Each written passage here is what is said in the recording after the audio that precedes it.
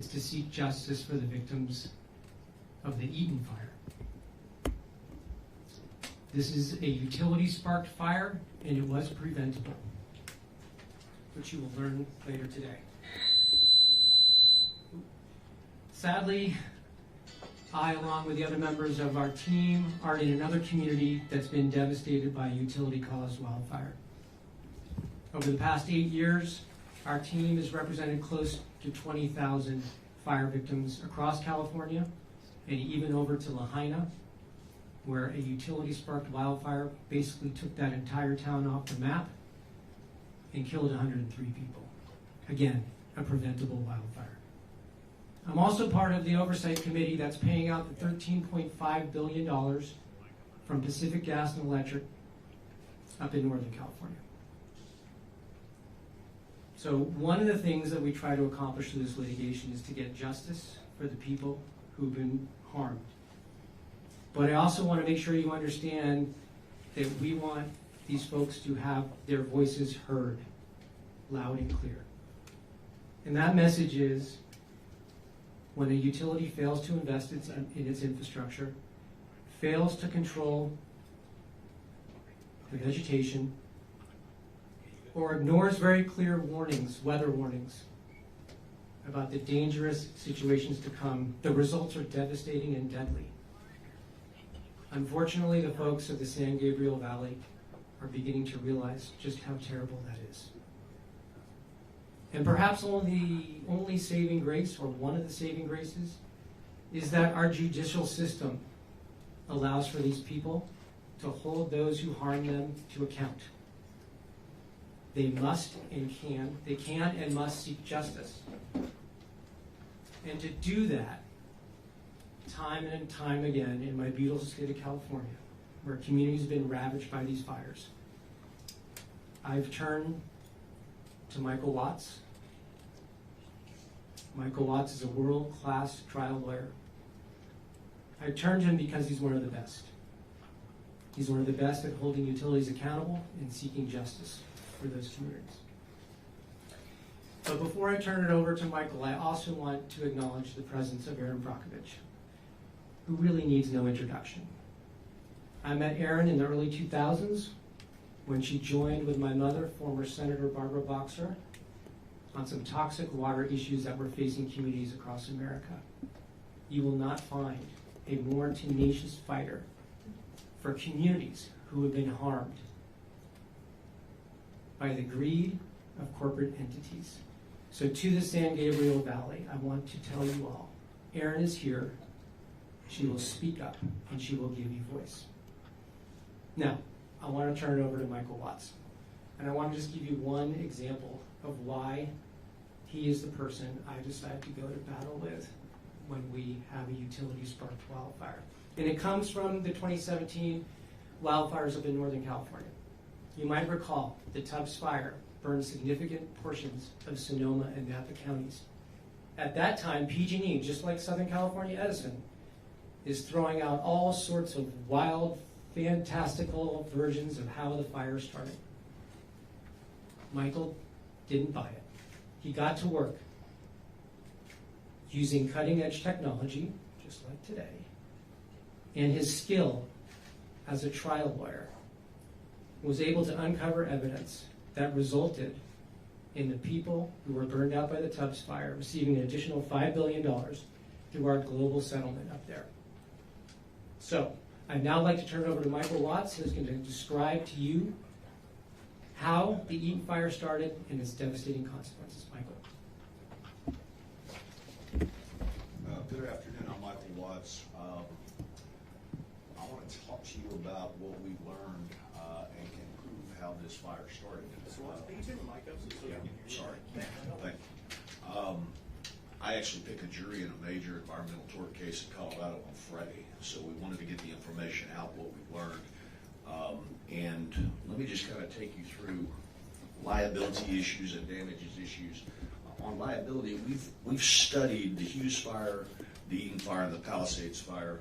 I'm just going to talk about the Eaton Fire today, but we've got fire investigators up on the hills doing this kind of work in all three of them. But today, we're focused with respect to Eaton. You generally know where the area of origin is. This isn't that hard to determine. Basically, because of Elon Musk and satellites, we've got sky views of where the smoke is going, and you go to the edge of the smoke, and you've got a general idea where it started in high winds. We now, as of yesterday, burned down about 14,000 acres, about 10,591 structures have been incinerated or partially burned, and fortunately, because of rains, it looks like it's almost put out. So let's talk about the Eaton Fire specifically. There's been a lot of information put out. Doug and I came on the 13th, tried to get in, and they did a pretty good job of keeping everybody out, but it gave us a kind of a general orientation about where to send the experts. And what we've learned is this. Number one, the area of origin for the Eaton Fire is the base of what we're calling transmission line number 3. And how do we know that? Well, what we know is that CAL FIRE tells us where generally the area of origin is. It's on a line, a transmission line between the Goodrich substation and the Gould substation. And we know generally where it is, so we can send drones up there to start analyzing and photographing the equipment so that we can reach conclusions about why this happened and where it began. And so the area of origin is between those two substations. We know that. We know that there were faults detected between those two substations at 6:10 and 59 seconds and 6:11 and 02 seconds at both the Goodrich and the Gould substation. Southern California Edison's story continues to evolve. Originally, our equipment's not involved. We had no faults. They filed something with the Public Utilities Commission earlier today where they finally admit they had a fault at 6:11. And this is the letter that they filed today. And the bottom line is they say preliminary analysis shows that a fault was detected at approximately 6:11 p.m. on the Eagle Rock Gould 220 kilovolt line. They are correct. There were in fact two faults about 3 seconds apart, which is very consistent with what the eyewitnesses described of two brilliant lights, one right after the other. Now, we've done a lot of work. Experts that we've hired that are actually outside have been digging up and down this mountain forever. And there are 3 different transmission lines along this route. I call them 1, 2, and 3. Keep an eye on transmission line number 3. And here you see it again. It's shorter than the other 2. It is the origin of the Eaton Fire. So when Southern California Edison puts out statements that we don't think our equipment was involved, they're just flat out wrong, and I'm going to demonstrate that to you. You have to believe your lying eyes. It's not in dispute. Surveillance video and witness accounts are raising Channel questions about whether the Eaton Fire may have been started by a downed power Not line. to play it again, but they identified 5 or 6 witnesses that then our experts were able to go out and talk to. Max Bolin, who testifies about a flash of light followed by a small blaze at the tower's base. This is a gentleman named Brandon Ford who said his power flickered about 6:10. That's what he told ABC News. Harry Kurtinian says his mother told him that she saw the power lines sparking. So the eyewitness accounts is weaving in perfectly with the fault data, and you're about to see with the videos. Now, one of my colleagues held a press conference to announce this video this morning, but let me tell you what we've done with it. There is a video at 1633 North Altadena. My friend Jerry Singleton provided it, and you saw this morning. It's the earliest video that we have of the start of the fire. You can see it right here. That's not the news. The news is what the digital reconstruction shows and demonstrates about what caused that. And we've had an outfit by the name of Aperture out here digitally reconstructing this, and you can see the orientation of the Arco gas line and the fire origin area. That video points towards the fire origin area. There's a tree in the way, so we've had to deal with that. And you'll see that subject tree. What these 2 experts did is they went to the location of the video that you saw, and in effect, during the day, performed a process known as photogrammetry. And that is where you take fixed objects that are not going to move and you line them up perfectly so that you can digitally reorient exactly what the video is seeing. And so that happens, and what you'll see in this video, let's see if it plays.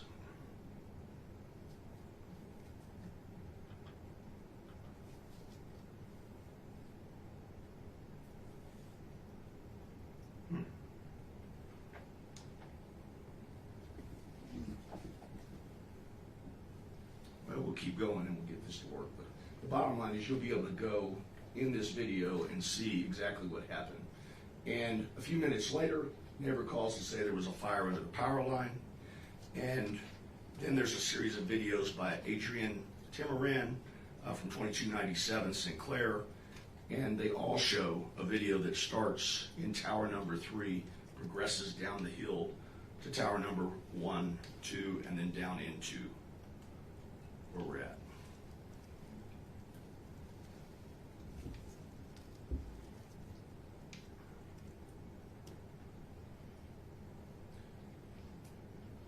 Not exactly sure why these aren't playing, Eric. My version of it does, and we'll get that to you. But the bottom line is what they've done is they have reconstructed, using the digital reconstruction, what we're seeing here.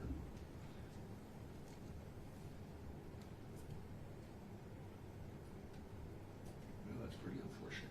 Not my computer.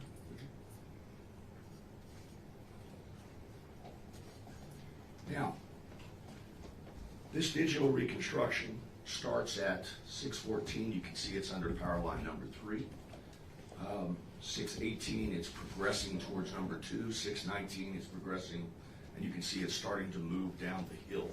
And we'll be able to supply this information to you, but the progression of these 4 videos over time is very important because you can see in about 5 minutes where the fire started under transmission line number 3 and where it migrated, and it's indisputable.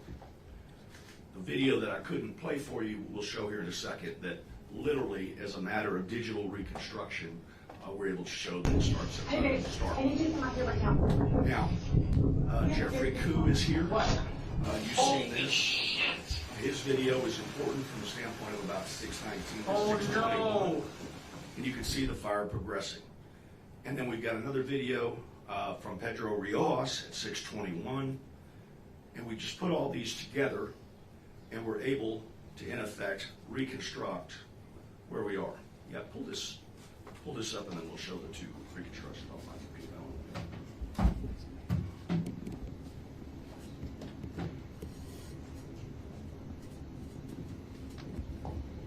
Hey, Christian, can you get one of the video guys to come in here and hook me up? I don't know why those 2 animations aren't playing.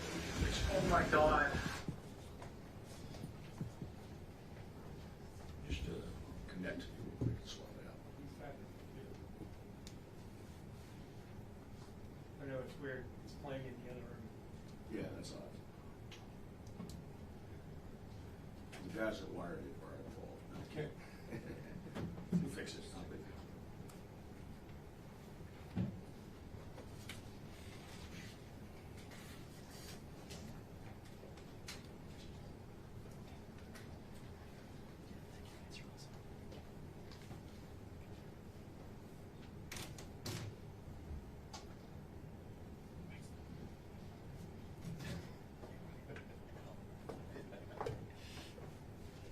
Good.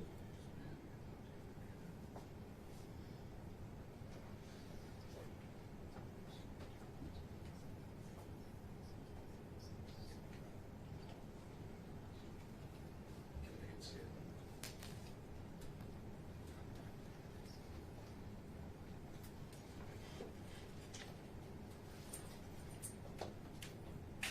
All right, so it converts from the night image that you saw this morning, and we're able to, in effect, line it up with the fixed objects during the day through this process known as photogrammetry.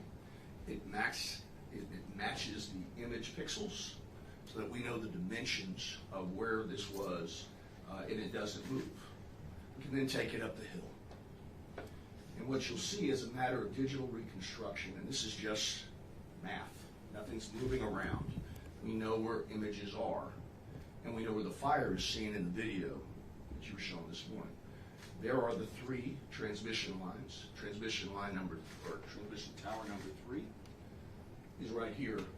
And then in effect, we can superimpose the imagery of where the fire started, and we know exactly where on the transmission tower the fire is seen by, in effect, using the pixel reconstruction.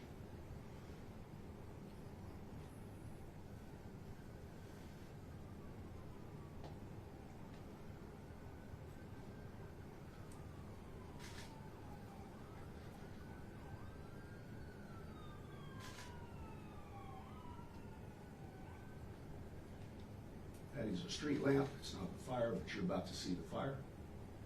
Down and to the left of the street lamp, there it is, the first flash. And look where it is relative to the towers. Eventually, that arcing is consistent with what the witnesses saw, and then it's going to catch grass below the transmission line on fire, and you're going to see a second flash 3 seconds later at the same location. 6:10:59 and 6:11:02, and then as we progress, it's going to move on down the mountain. So the Arco Station video demonstrates, as a matter of just orientation, where this fire began and how it began.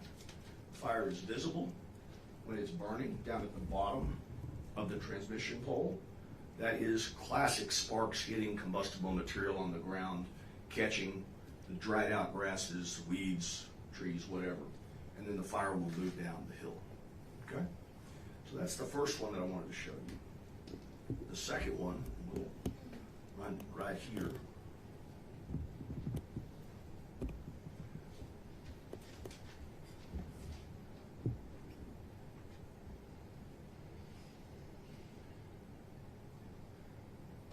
And this is where the videos from 6:14 to 6:18 are shot. So because we've used LiDAR and 3D-dimensional analysis, we know where everything is. And then we can superimpose the video that you've seen, 6:14, 6:18, 6:19, with where we know the transmission poles and the lines are. And it will illustrate that it started with Southern California Edison's transmission pole number 3 up at the top. Sparked, that's what 2 different witnesses saw, hit combustible material at the base, and now you're seeing the location of the fire. In the 6:14 video, there is no fire on the first 2 transmission towers at this time, and there's certainly no fire from a campsite 300 yards down the hill, which is just nonsense being peddled by lawyers. So this video conclusively shows that this fire started up at the top of transmission pole number 3, fell to the ground, ignited grasses and the like. There are all these videos. I'm not going to go through them again. You've seen them. But this is an important part of fire reconstruction. Our colleagues in the media have done a good job finding some of these videos. We've had investigators out talking to these witnesses. Jeffrey Koo is here, his video, some of the others that have provided the videos. And what that allows us to do is to project visual images from all the different angles and reconstruct the fire as a matter of photogrammetry. And so this is conclusive proof as to where the fire started and where it spread.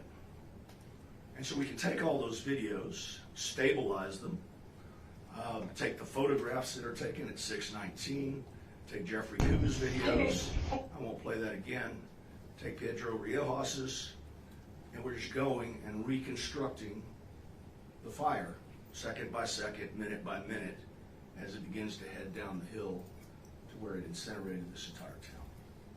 Now, if we take all of those fires and use photogrammetry to line up all of the fixed objects, which is what we've done, we can take the cell phone numbers and project what time they were taken. We can take the photographs that you all in the media have been successful in collecting, and we can see the fire spread. And that's what we're seeing. We can also take those videos. Oh my God. And somebody like Jeffrey Q shows up and gives us the actual video with the hard evidence on the cell phone.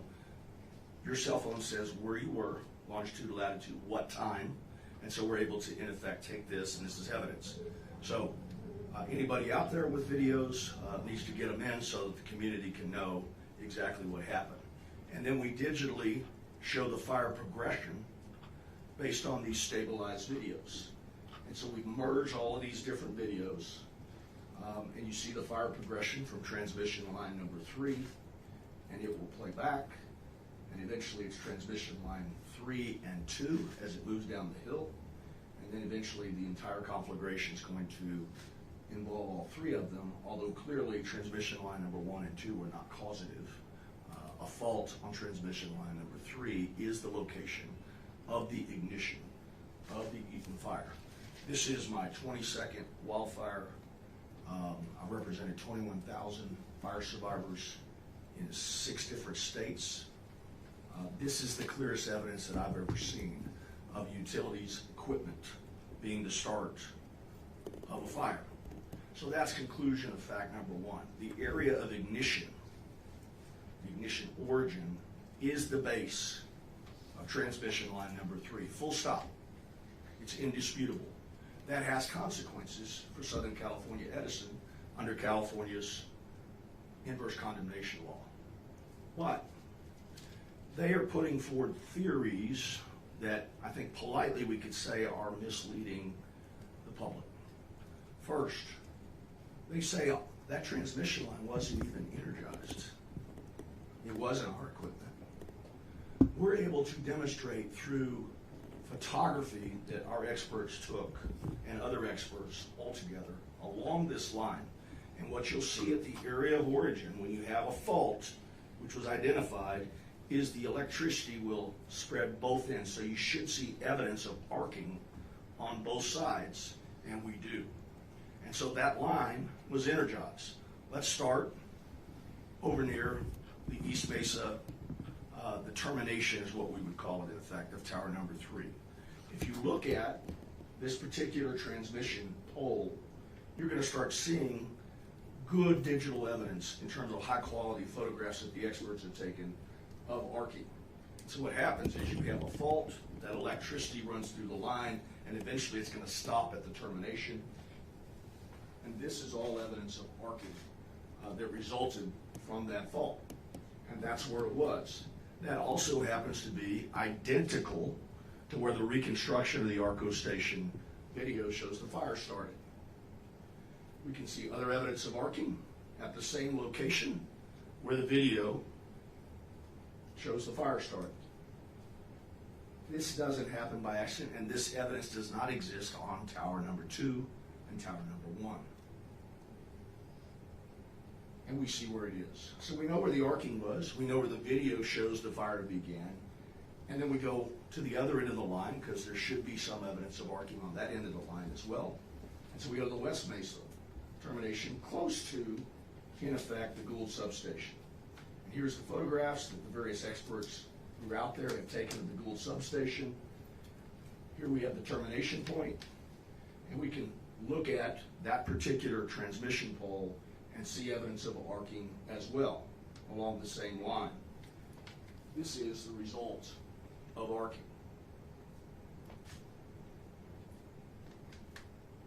That is the result of a surge in power because of arcing. And you can see where it is. It's along the same line on the other end where the video shows the fire began. You see arcing on both sides along the same line, which is very clear evidence that they had a surge. And that's what led to the sparks that led to this fire. All right, so what's the consequence of that? Conclusion of fact number 2 is that transmission line number 3 somehow got energized. In Southern California, Edison's utility equipment was the source of the fire. How it was energized requires the production, you've seen the hearings that are happening, something called SCADA data and other data that they're not exactly putting out to the press. They're showing this to us. It's attorney's eyes only. It's highly confidential. Why that is, I don't know. But the bottom line is it doesn't matter. Under California's inverse condemnation law, they are responsible for all the damage caused by the Eaton Fire because their equipment started the fire. And there's cases going back 30, 40 years that talk about they have strict liability. They're strictly liable if their equipment started the fire. Now, our negligence investigation, and perhaps gross negligence investigation, requires the information on the SCADA data that has not been produced in full. We're working on that. That will continue. But the bottom line is I would like to know where along the lines the fault happened, so we can then get into their maintenance records about why the fault was allowed to happen at the location where it happened. We've got a lot of red flags. So there's complaining, and this is lawyer stuff. People are complaining haven't complied, they failed to produce diagrams. We'll get through all that. And there's good work going on down at the courthouse trying to get that done. But as we look at the files on this particular transmission route, there's a decade of mismanagement with respect to these high-risk transmission lines. We think that there was a notice to proceed from the California Public Utilities Commission back in 2013 to go ahead and take down the entire transmission line and upgrade it. But we know it wasn't done. There's the notice in October of 2013. There's the notice to proceed request, and it was approved by the California Public Utilities Commission. Now, they may say it's a different part of the line. We'll get through all that in discovery. But more recently, there was an audit in March of 2024 that revealed violations of the Public Utility Commission's orders. And we can see the results of that audit just less than 1 year ago, talking about the need to prevent these violations. It's largely a failure to inspect, which is critical in terms of mitigating what could happen out there. And just as recently as October 2024, there's a decision by the Office of Infrastructure Safety directing Southern California Edison to step up its game with respect to the inspection of these transmission lines. And so we'll have to see whether these three documents, and there are a bunch more, are indicative of a systemic problem that led to what we were dealing with on January 7th. But it certainly, provides smoke of something wrong. So, let me address real quick this canard that Southern California Edison has put out that, we found evidence of a campfire in the immediate vicinity where this fire started. It's nonsense. Here's Los Angeles Times article. Salvador Hernandez done a great job. Ivan Penn's done a great job. I really commend the press. You guys have been all over this, and you've done a good job. But the bottom line is Edison is saying its equipment did not cause this fire, and they're just flat out wrong. They sent us this letter saying, look, there's a campfire. We've collected evidence. Here's the pictures. You only need the third picture to start realizing and applying your common sense that when Santa Ana winds are raining down the hill in the opposite direction of where the campfire was, it's not going to climb the hill. It's not causative. It's 1,400 feet away with a drop of elevation of 300 feet in elevation. It just doesn't have anything to do with why you see what you see in those videos at transmission line number 3. They gave us the picture of the gentleman's risk, the longitude, latitude. You can see the distance where the campfire was versus the start of the Eaton Fire that we captured on video and that we digitally reconstructed. It's not only 300 yards away, it's the wrong direction from the standpoint of wind causation. And so the human encampment theory just has no merit. It's another one of these theories. We didn't have any faults in the line. That was what they said 3 weeks ago, and now they're admitting they had a fault at 611. The concept that this human encampment played any role in the start of this fire is just not true. And our experts have been out there. We've digitally reconstructed all of this. We'll have the wind records. They're just not going to be able to show that it had anything to do with this. This is what, in my business, we call a red herring. And you can see just generally the grade is almost 50% part of this. The wind's going down in the opposite direction and the like. So The Eaton Fire was not caused by human encampment. Wrong location, wrong elevation, wrong wind direction, just not backed up by the science. So, people ask me a lot, how much is this going to cost? There are people far more qualified than me, but I've assessed a lot of the different fires and how many acres and how many structures and the like. And you could say this is going to be an $8 to $10 billion fire. You could say this is going to be a $10.5 to $14.5 billion fire. There are people in New York that run hedge funds that think it's going to be closer to 20 billion.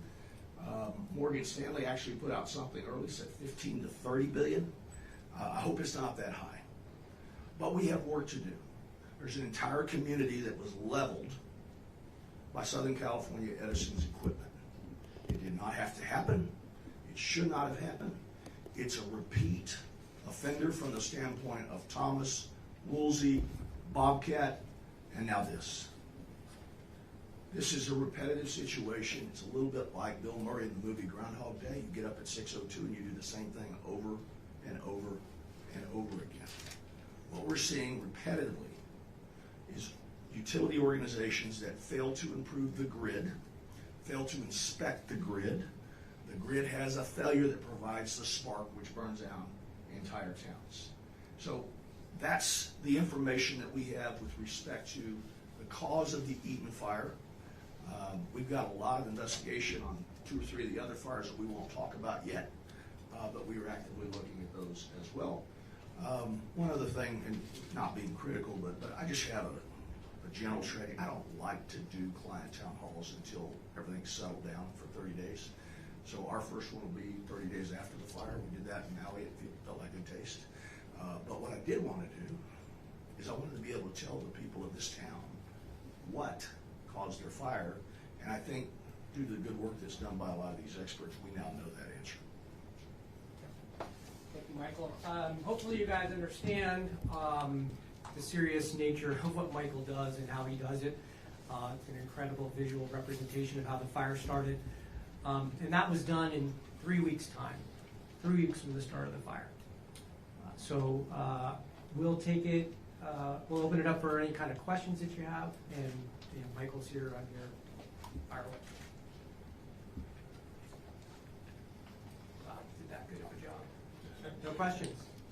It's pretty self-explanatory, but if you have any questions, happy to answer. I'm guessing you're going to do this again for the other 2 fires once you do have. Yeah, we're in process on the Palisades fire. We don't have enough information, and we've got a Freedom of Information Act request to the municipal utility that hasn't been answered yet.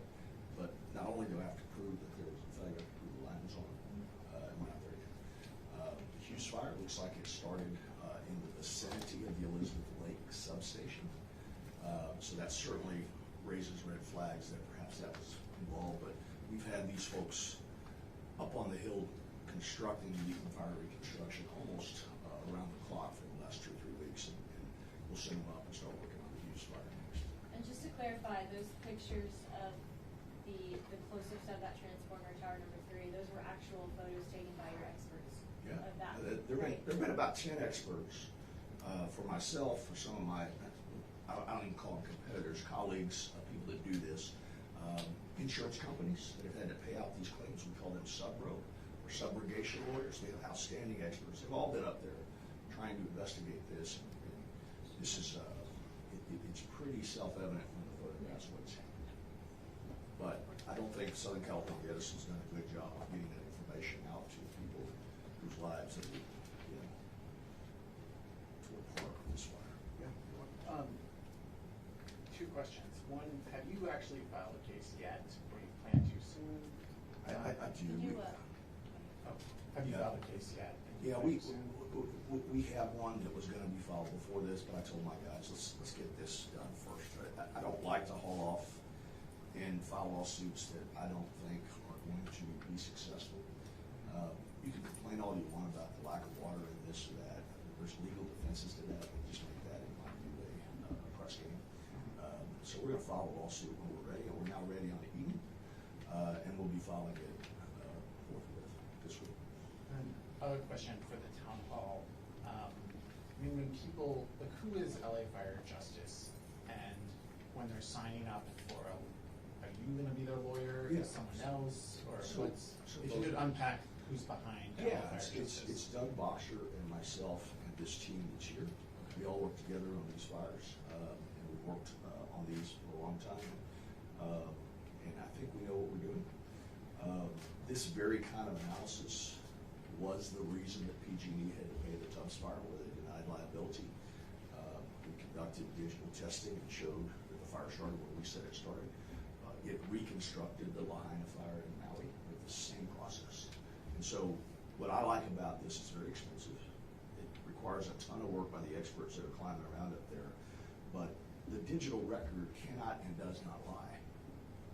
And so our job is in effect take the videos, use photogrammetry to reconstruct where the things captured to be are in fact happening. And here is transmission line number 3. Yes, sir.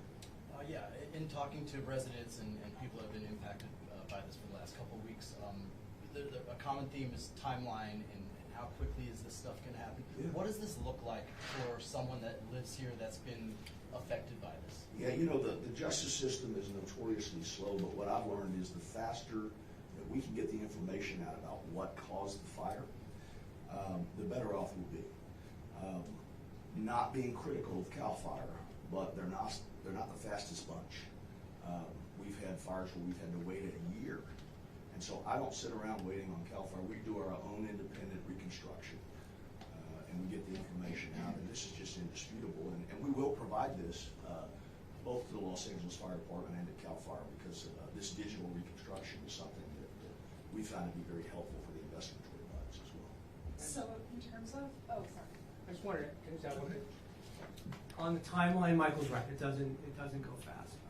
But this office is here, staffed with people who will be working with our clients. Michael has done the hard work here to prove the number one most important fact, which is that this was a utility piece of infrastructure that started this fire. And everything that follows from there will happen in this office, where we work with clients to get all of their information to ensure that they get the most they can possibly get. We will make the highest demand based on the evidence we gather from them, their information. And let me just say that the litigation is critically important so that this community can rebuild. Everyone is underinsured. Find me someone who's got adequate insurance to be able to rebuild a home. When 10,000 structures have been lost, obviously contractors are going to be in demand, as well as all of the raw materials. So prices go up, right? So it's critically important that this litigation proceeds. But if litigation like this is done well, communities get reconstructed. If it's done poorly, you get regional economic recessions where people just move away. The bottom line is that because of the regulatory situation here in California, it's expensive to rebuild. Governor Newsom immediately put out a bunch of orders saying we're going to bypass this, we're going to waive that. That's all good. But this is going to take some time. The people in Lahaina, it took over a year just to scrape all of the toxic material in the top 6 inches of the topsoil. So it's a time-consuming process. Both President Biden jumped on this. I think President Trump will continue it from the standpoint of you'll have the federal resources that are necessary to, in effect, get this surface area ready for reconstruction. And my job is to try to get this stuff done as quickly as we can so that people aren't waiting several years. They're waiting a short period of time. But there's a process, different elements and damages that have to be proven. The cost to replace the house, proving that you in effect had an intent to rebuild. The contents that were in the house.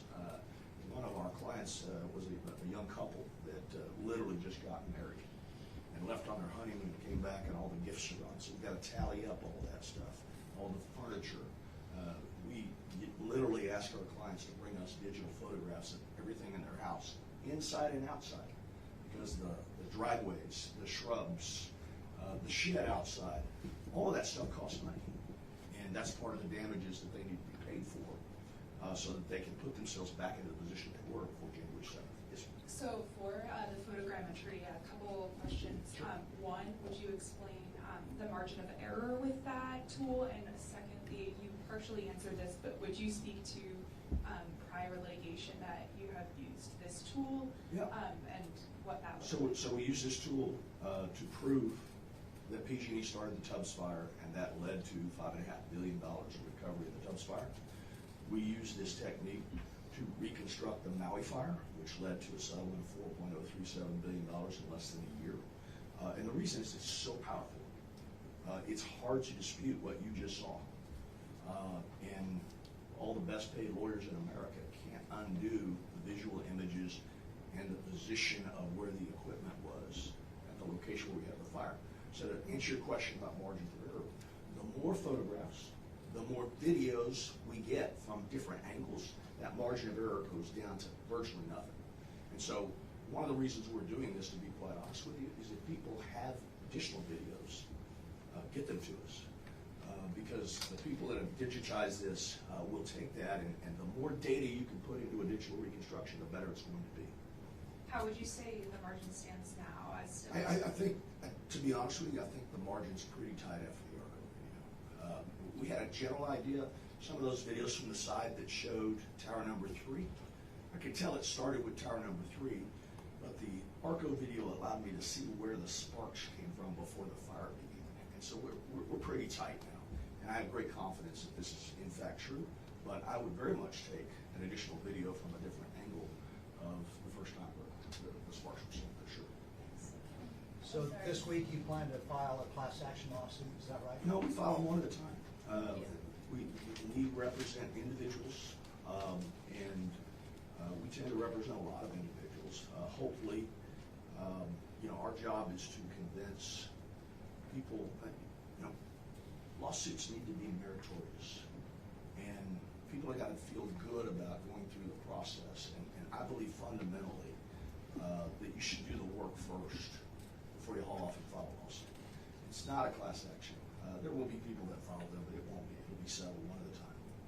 And then, of course, part of that process is going to be AB 1054, the $20.5 billion risk-sharing fund that the state of California set up in 2019. An excellent piece of legislation. And so the state of California and its legislature are going to be involved here. But we need to start off with what caused the fire. Did the utility cause the fire? I think the answer is an overwhelming yes. Once we have that information, we know the people in the general counsel's office. We know the people that are in the regulatory authorities that were involved in PG&E. They're experienced in this. And the good news is the state of California's done a pretty good job of mitigating wildfire risk versus 5 years ago. Obviously not a good enough job, but we're working on it. And what was the payout again at Lahaina, the utility payout? Well, there were multiple defendants. The utility, the landowner, there was buffalo grass that there's ordinance in Maui, but the total settlement was $4,037 million.